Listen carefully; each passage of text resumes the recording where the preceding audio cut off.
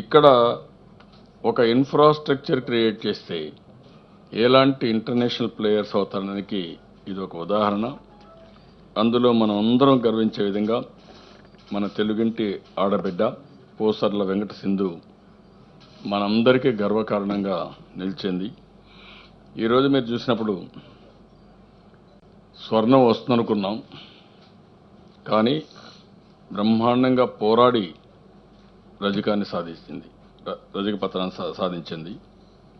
అయితే ఆవిడ పోరాట పటిమ చూసిన తర్వాత దేశం మొత్తం గర్వపడింది. అదే మరి ప్రతి ఒక్కరి గుండెల్లో శాశ్వతంగా నిలిచిపోయే విధంగా ఆడింది. ఆ అమ్మాయికి మనస్ఫూర్తిగా మనందరం కూడా అభినందన తెలియజేయాల్సిన అవసరం ఉంది. నేను ఇప్పుడే కాదు, ఆ రోజు కూడా క్రికెట్ ఎక్కువ మన దగ్గర ప్రాధాన్యత ఉండేది.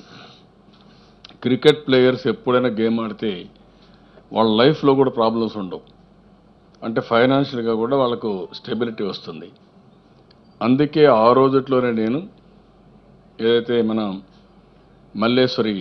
కరణం మల్లేశ్వరికి వెయిట్ లిఫ్టింగ్ ఇది ఆడితే first time in the country 25 లక్షల రూపాయలు ఆ అమ్మాయికి ఆ రోజు డబ్బులు ఇచ్చా, ఆర్థిక సహాయం చేసి. అక్కడి నుంచి హౌస్ సైట్ హైదరాబాద్ ఇచ్చా. ఈ విధంగా ఎంకరేజ్ చేయడం మొదలుపెట్టింది. అప్పుడే గోపీచంద్, సానియా మిర్జా వీళ్ళందరూ కూడా ఇది చేశాం.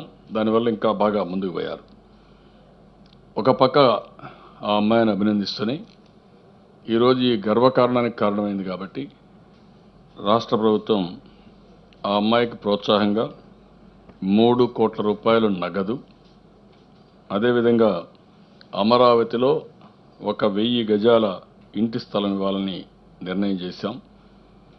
అదే మరిగా ఆ అమ్మాయికి గ్రూప్ 1 ఆఫీసర్గా, ఆ అమ్మాయి ఏది సెలెక్ట్ చేసుకుంటే అది గ్రూప్ 1 ఆఫీసర్గా కూడా ఆఫర్ ఇస్తున్నాం.